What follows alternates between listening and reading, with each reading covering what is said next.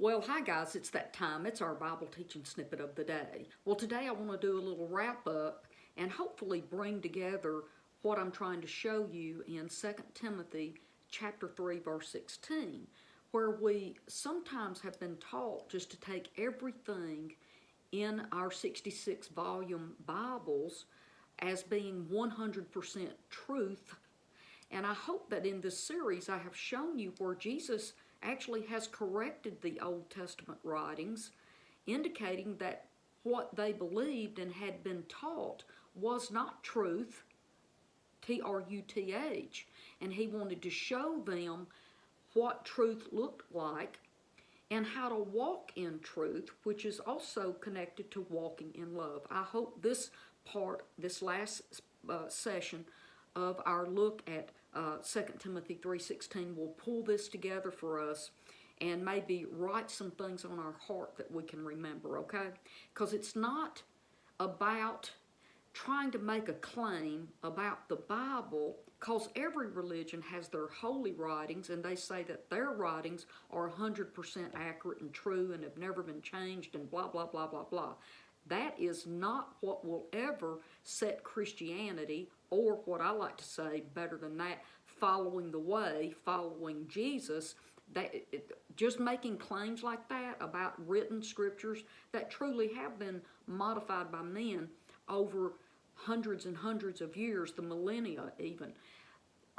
We will never be set apart as long as we're arguing to try to defend a Bible. What we need to be doing is showing people what Jesus represented and his truth about love and walking in love. I told you earlier in this teaching that in this same letter, not a completely different letter written by Paul, nor was it another letter written by a different apostle. Okay, this is the exact same letter. It's in 2 Timothy chapter 2, verse 15, and I'm going to read it in a couple of different translations for you today. It says, "Make an effort to present yourself to God as a tried and true worker who doesn't need to be ashamed, but is one who interprets the message of truth correctly." Okay, who is truth? Jesus said he came to bring us truth. Jesus is truth. You do not see anywhere in Scripture where it says the Bible is truth and that every word written in the Bible is true and accurate and has never been changed. We can't back that up in Scripture. What we can back up, guys, is that Jesus came to teach us what truth is.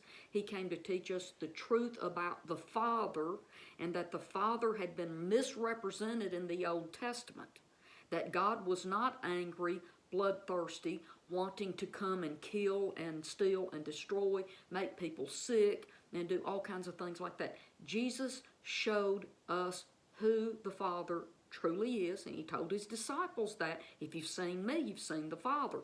I do and say nothing that my Father does that I don't see my Father doing or saying." Okay? So if we see something in the Old Testament that is opposite of what Jesus is doing or saying, then we can believe that the writers of the Old Testament had a wrong opinion about God.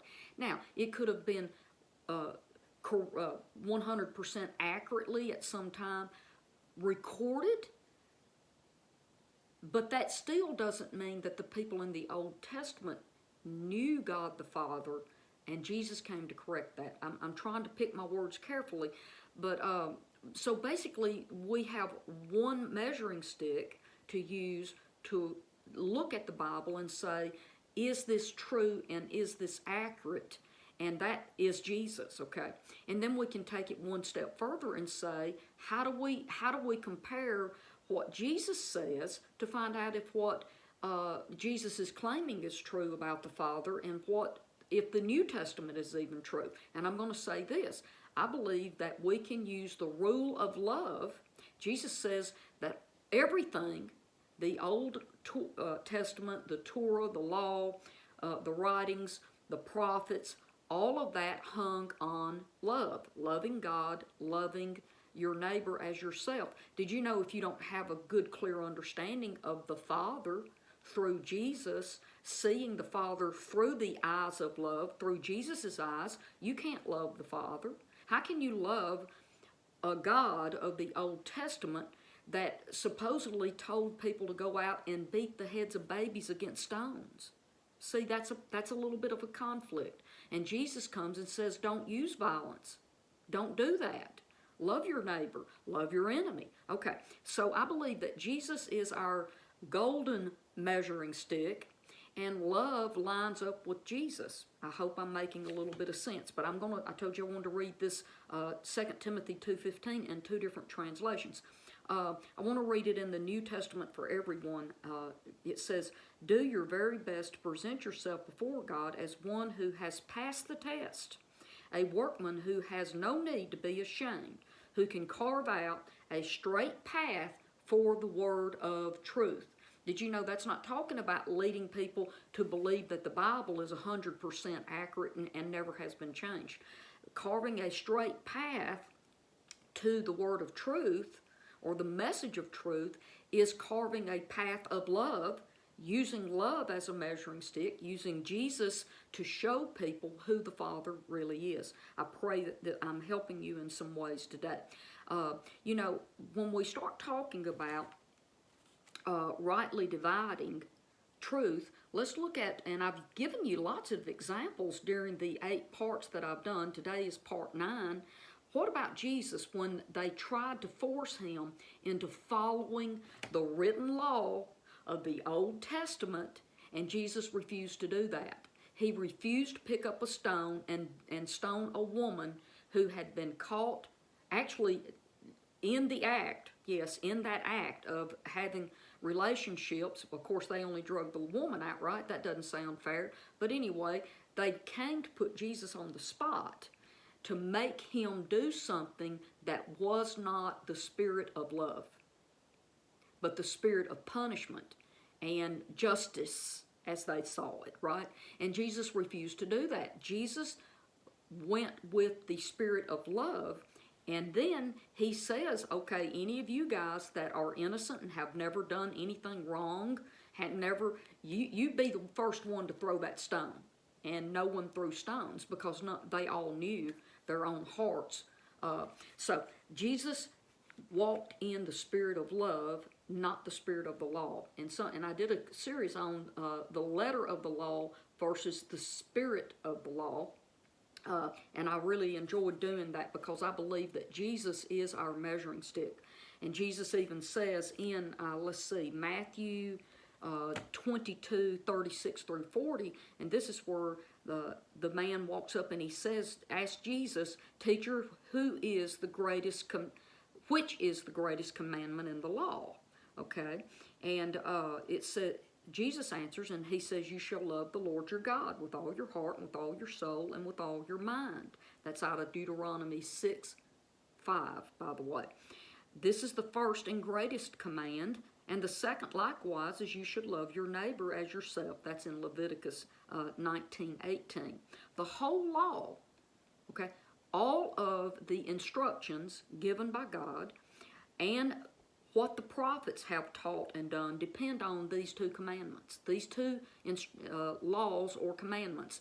Everything, it's all based on love, guys. And that's what I'm showing you. Jesus is telling us that everything in the Old Testament needs to be based on love. Okay, and we'll go back to when I started earlier in this snippet. How can you love the Lord your God with all your heart, with all your soul, and with all your mind if you don't really know who he is? Because you're reading opinions of Old Testament people who did not know the Father. I'm just telling you what Jesus said. Jesus says no one has known the Father except the Son. And he's our revealing of truth about the Father, about love, and about himself. Okay, let me keep going. We can also line this up through, and I love this, I've made some snapshots of this, okay? Galatians chapter 5, verse 22 and 23, we're told that the fruit of the Spirit is, here we go, right back to love. Love, the spirit of love. And the overflow of that one strong root that lives in every one of us if we will water it and nurture it and let it grow so it can have offspring. We're going to have joy, peace, patience, kindness, goodness, faith, gentleness, and self-control. You can have all of these are in you. This is not something you have to seek to find and try to get. It's in you. It's in all of us. If you want to call it, it's the God particle. No, it's the God root that lives in us, the true Father love. Okay? And watch this. It even says right here, and against such things there is no law. Okay, so you can love as much as you want to. You can have as much joy as you want. You can bring as much peace into the world as you want to. You can be as kind as you want to. Goodness, faith, gentleness, self-control. You can have all of these things, and nobody's ever going to get mad at you about it or put you in jail over it. Okay, the next thing I want to do, and this will be my wrap-up, we can also connect the spirit of the law, the spirit of love. We can also say so you got the fruit of the Spirit, and then you have the spirit of love. And Paul talks about this in 1 Corinthians, and it says in 1 Corinthians 12:31, he starts talking about all these different so-called spiritual gifts that people are, they are literally competing with each other to see who the greatest of them are. And Paul says, let me show you a more excellent way. And here it is. It's in 1 Corinthians 12:31, a more excellent way. I'm going to read this to you out of the Passion real quick. And now I will show you a superior way to live that is beyond comprehension. Now his footnote says this, that this can also be translated, I will show you a superior way to live that is beyond comparison, or a path corresponding to transcendence. In other words, we can elevate and grow to a higher level of spirituality through love. And then he starts talking about, and every one of you are probably aware of this, it's called the love chapter. This is 1 Corinthians chapter 12, verse 1 through about 8. And Paul talks about how you can have prophecy, profound understanding. You can possess unending supernatural knowledge. You can have the greatest of faith, but never learn to love. You are absolutely nothing. You've just basically wasted your life. You've done nothing to make this a better place, the world a better place, by walking in love toward people. And here he says you can even be generous. You can give donations at the church or whatever you want to do, but if you're doing it without the pure motive of love, you have gained no value. Now here's the last, I'm going to wrap this up with this, okay? I love the Passion Translation of the next few verses. Love is large and incredibly patient. Love is gentle and consistently kind to all. It refuses to be jealous when blessings come to someone else. Love does not brag about one's achievements or inflate its own importance. Love does not traffic in shame and disrespect, nor selfishly seek its own honor. Love is not easily irritated or quick to take offense. Love joyfully celebrates honesty and finds no delight in what is wrong. Love is a safe place of shelter, for it never stops believing the best for others. Love never takes failure as defeat, for it never gives up. Love never stops loving. I love that, guys. I don't know that I can actually end this little series any better than this. You know, Jesus is truth, and Jesus taught us how to love. And if we will learn to measure everything by Jesus and by love, we cannot go wrong. Even if it's scripture, it's okay to disagree with that scripture because it doesn't represent love. Because Jesus said, I'm the one that knows the Father. If you know me, you'll know the Father. And I'm going to look to Jesus, and Jesus is the perfect representation of love. Well, I'm going to sign off. I love you, and I'll see you here next week, okay? Bye-bye.